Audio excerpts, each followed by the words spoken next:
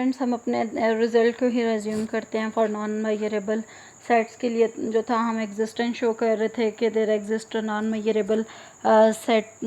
उसके लिए हमने इक्विवेलेंस क्लासेस की हेल्प ली थी। यहाँ तक आपके पास इक्विवेलेंस क्लासेस बन गई थी। ए आपने एक सेट लिया था 0,1, 1 इंक्लूड नहीं था, 0 इंक्लूड था।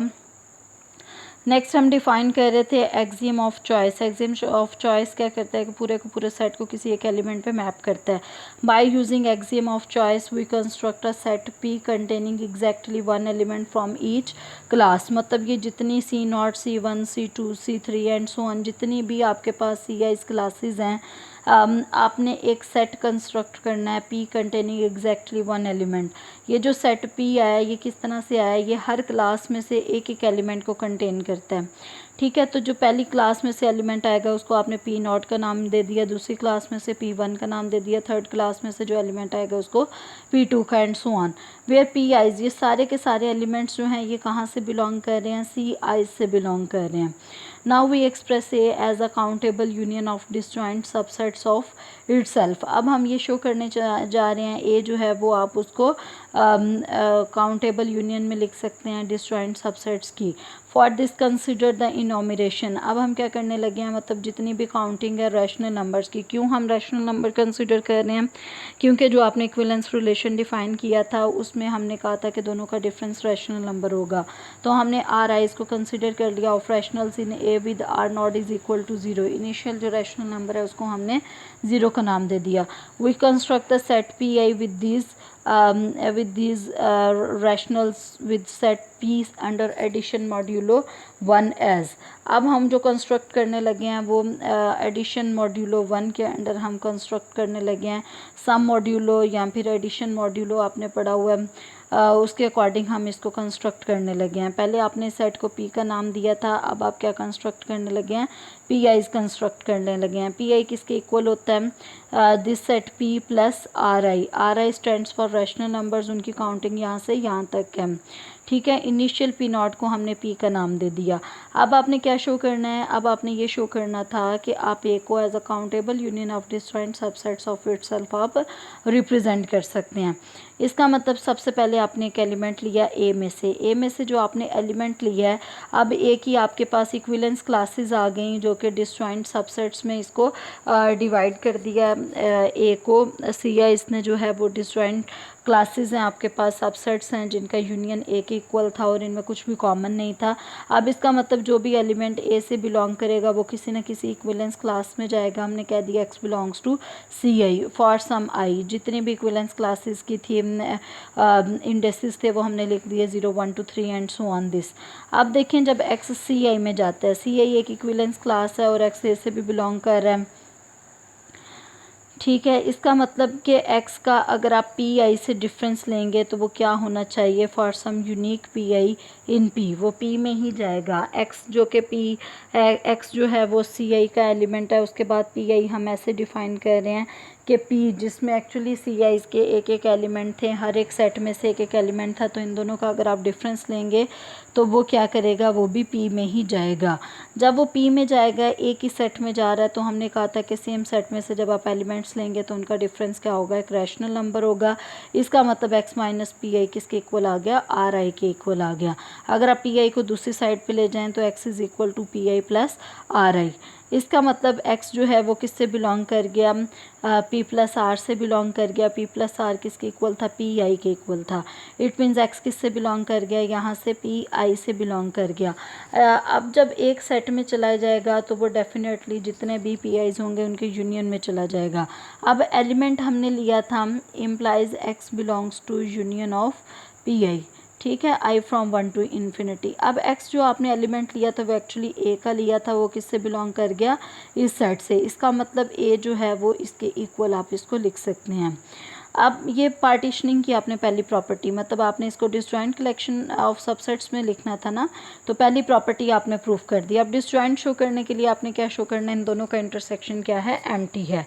एम्प्टी की इंडेक्सेस के लिए है जब आई और जे आपस में इक्वल नहीं है। ऑन कॉन्ट्रेरी हम ये सपोज कर लेते हैं इन दोनों का इंटरसेक्शन क्या है, एम्प्टी नहीं है, खाली सेट नहीं है। अगर खाली नहीं है तो एटलीस्ट एक एलिमेंट होगा जो कि इन दोनों से बिलोंग करेगा। हमने कह दिया there exist an element X belongs to P I intersection P J. जब वो दोनों से बिलोंग कर रहा है तो हमने कह दिया X belongs to P I and X belongs to P जे।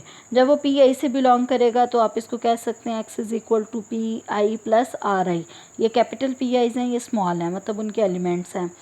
दूसरे वाले जे इंडेक्सेस के लिए आपने ये लिख दिया। आप देखें यहाँ पे आपके पास एक्स इसके इक्वल है पी आई प्लस आर आई, और अगेन एक्स आपका इसके इक्वल है। दोनों एक्स के इक्वल हैं तो आपने दोनों को आपस में भी इक्वल कर दिया। P I plus R I is equal to P J plus R J. P वालों को आपने एक साइड पे कर लिया, आर वालों को एक साइड पे कर लिया।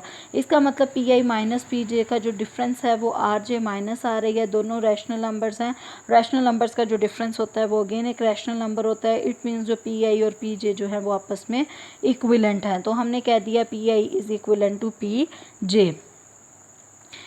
इससे पहले हमने कहा था कि दो एलिमेंट्स इक्विलेंट होंगे जब वो दोनों सेम सेट से बिलोंग करेंगे। इसका मतलब p I and p j are in the same equivalence class.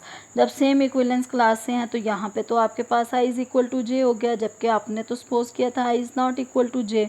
Hence p has exactly one element from each equivalence class. हो भी मतलब कंट्राडिक्शन आ गई आपकी, सपोजिशन के खिलाफ आ गया। This is a contradiction. It means इसमें कोई भी एलिमेंट कॉमन नहीं होगा। इन दोनों का इंटरसेक्शन क्या हो गया, एम्प्टी हो गया। For i is not equal to j.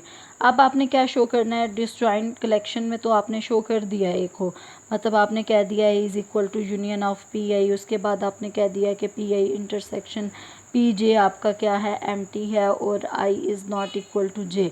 अब आपने क्या शो करना है, now we prove that P is non measurable subset of a. मतलब ये आप फोर्थ स्टेप करने जा रहे हैं। पहला आपने इक्विवेलेंस क्लास शो किया, उसके बाद एक्सियम ऑफ चॉइस आपने यूज़ किया, फिर उसके बाद ए को इस फॉर्म में लिखा, फिर थर्ड स्टेप ये वाला था। फोर्थ हम क्या करने जा रहे हैं, p is non measurable subset of a. अब हम क्या करने जा रहे हैं, suppose on contrary that P is a measurable set. हमने ऑन कॉन्ट्रेरी कह दिया कि ये मेजरेबल है। जब पी पूरे का पूरा मेजरेबल है then P I is measurable being the translation of P. अब जब पी मेजरेबल है तो पी इज़ इक्वल टू आपके पास था पी आई प्लस आर आई। ठीक है, जब पी मेजरेबल है तो ये भी मेजरेबल होगा।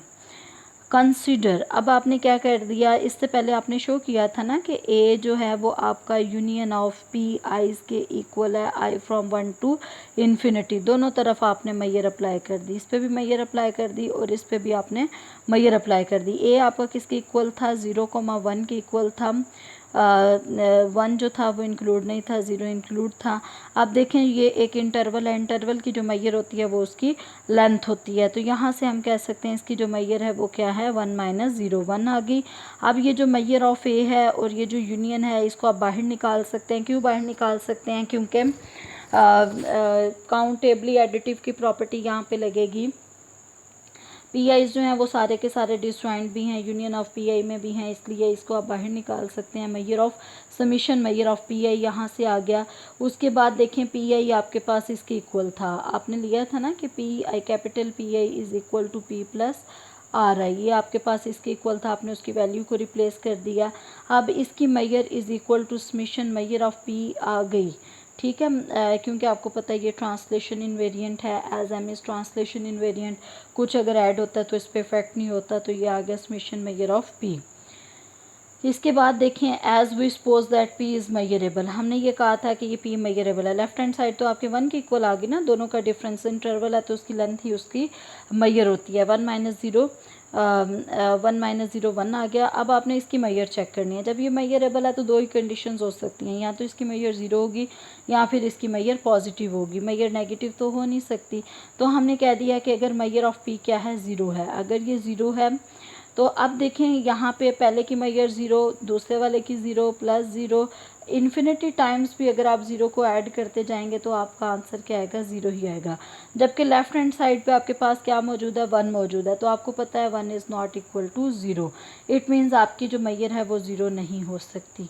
केस 2 आप देखें, if Maihar of P positive, अगर मैयर ऑफ पी क्या हो, पॉजिटिव हो। यहाँ पे देखें इसकी मैयर 1 है, इसकी मैयर पॉजिटिव है। पॉजिटिव नंबर को अगर आप इन्फिनिटी टाइम्स ऐड करते हैं तो आपका तो वो इन्फिनिटी बन जाएगा।